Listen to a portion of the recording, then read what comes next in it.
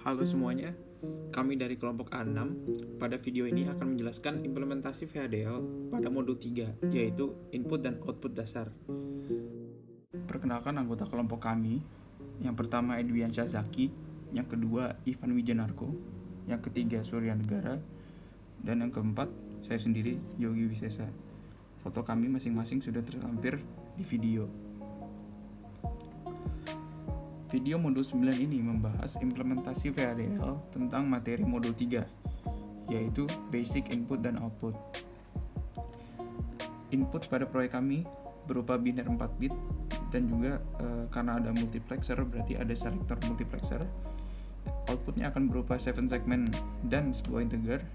Komponen utama dari proyek kami ini ada 3 buah multiplexer dan 2 buah converter, yaitu converter BCD menjadi 7 segmen dan converter binary menjadi integer.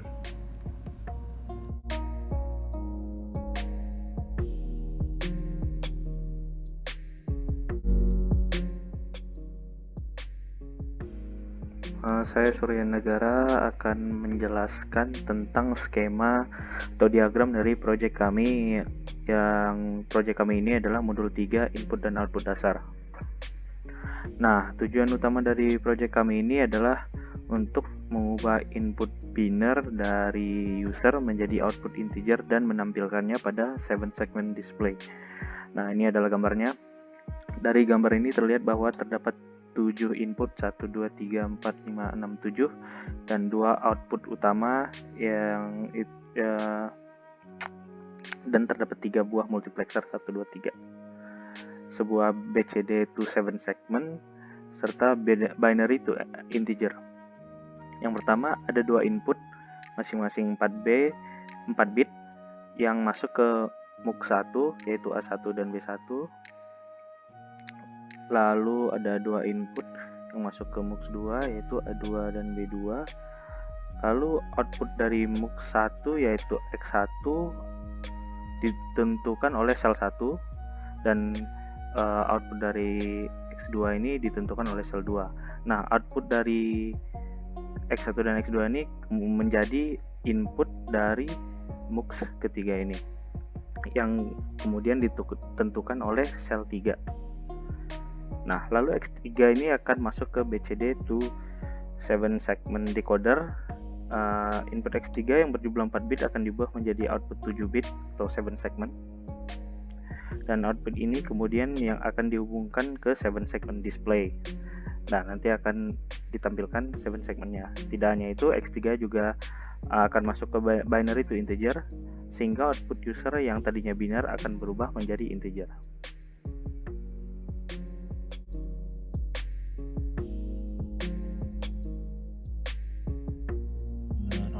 Perkenalkan, saya Ivan Wijanarko.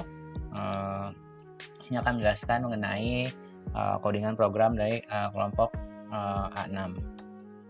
Nah, library yang digunakan adalah library IEEE. Nah, untuk package-nya yang digunakan adalah IEEE.stdlogic.164 dan IEEE.numeric_std. Nah, yang stdlogic ini digunakan untuk aritmatik biasa atau std logic, std vector, integer. Nah, sedangkan yang numeric std ini akan digunakan nanti untuk syntax to integer untuk mengubah input dari user menjadi integer. Nah, ini entity-nya dan ini portnya. Yang pertama itu ada sel 1, sel 2 dan sel 3. Ini untuk selektor pada MUX, baik pada MUX 1, 2 maupun 3. Kemudian ada 1B1. Ini input yang akan masuk ke MUX 1. Dan kemudian ada A2 dan B2. Ini untuk input ke MUX 2. Kemudian S1 output dari MUX1, S2 output dari MUX2, dan X3 adalah output dari MUX3. Nah, kemudian ini untuk mengubah input dari user menjadi integer. Dan yang terakhir ini mengubah input dari user menjadi 7 segment. Yang nantinya akan bisa ditampilkan pada 7 segment display. Nah, itu akhir dari entity yang digunakan. Nah, kemudian untuk arsitekturnya dibagi menjadi beberapa proses, yaitu yang pertama MUX pertama dan kedua dulu, yaitu prosesnya akan berjalan ketika A1, A2, B1, B2 ataupun sel 1 dan sel 2 ini akan mengalami perubahan nilai. Yang pertama, jika salah satunya bernilai 1, ini untuk MUX1, maka A1 yang akan menjadi output dari multiplexer pertama. Nah, sedangkan selain itu atau salah satu bernilai 0, maka output dari MUX1 akan bernilai B1 sesuai dari input user. Nah, ketika sel 2-nya bernilai 1, maka output multiplexer kedua itu adalah A2. Sedangkan jika sel 2-nya bernilai 0, maka output dari multiplexer kedua adalah B2. Nah, itu akhir dari proses pertama. Nah, untuk proses berikutnya, ini kedua output dari MUX1 maupun MUX2 ini akan masuk ke MUX3. Nah, MUX proses ini akan berjalan ketika nilai X1, X2 ataupun sel 3 ini mengalami perubahan nilai. Nah, jika sel 3 bernilai 1, maka outputnya merupakan X1 atau output dari MUX1. Sedangkan kalau sel 3-nya bernilai 0, maka output dari MUX3-nya ini adalah output dari MUX2 atau X2. Nah, kemudian untuk proses yang berikutnya, input dari user itu akan diubah menjadi integer yang tadinya biner 4 bit, kemudian akan diubah menjadi integer dengan sintaks to integer, kemudian sign X3, yaitu output dari multiplexer 3. Nah, untuk proses yang terakhir, ini akan mengubah input user yang tadinya 4 bit akan diubah menjadi 7 bit atau sesuai dengan jumlah lampu-lampu yang ada di 7 segmen. Nah, ini untuk menampilkan nilai 0, nilai 1, nilai 2, 3, 4, 5, 6, 7, 8, 9. Dan ini untuk mematikan 7 segmen itu. Nah, sekian penjelasan dari codingan program kelompok kami. Selanjutnya akan dibahas mengenai simulasi program oleh teman kami.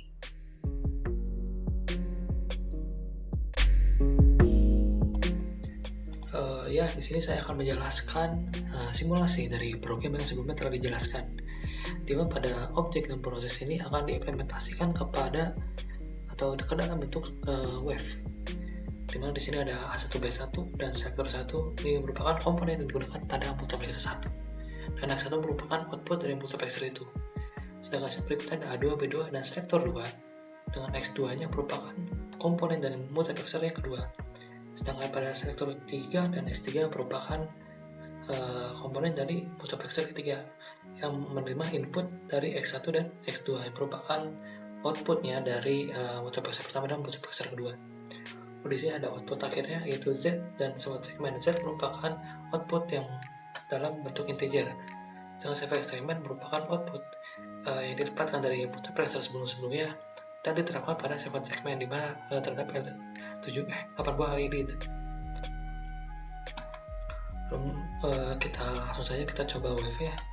Mungkin untuk sampel kita beri nilai A1 itu kita beli integer 1 atau pada bina itu 0, 1. Selanjutnya pada bina 2 kita beri value 2, itu 0, 0, 1, 0.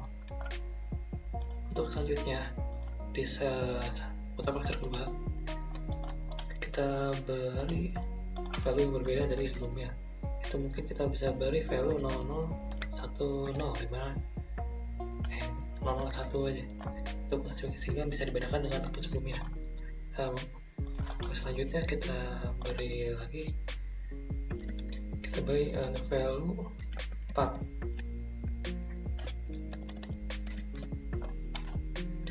Setelah didapatkan seperti kita pilih selektornya.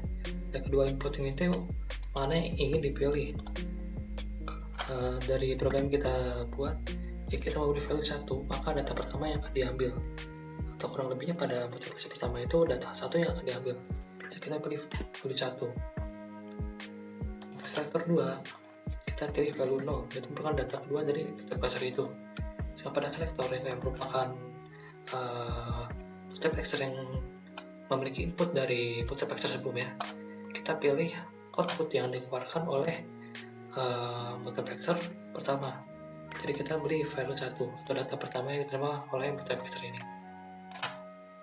Lalu kita run saja. Jika tidak ada kesalahan, di sini kita set, kita ambil data satu, di sini data kedua. Dan di sini kita di multiplexer ketiga kita ambil data pertama, yaitu data yang didapat dari multiplexer pertama itu 0001. pendaftaran saja apakah outputnya sesuai.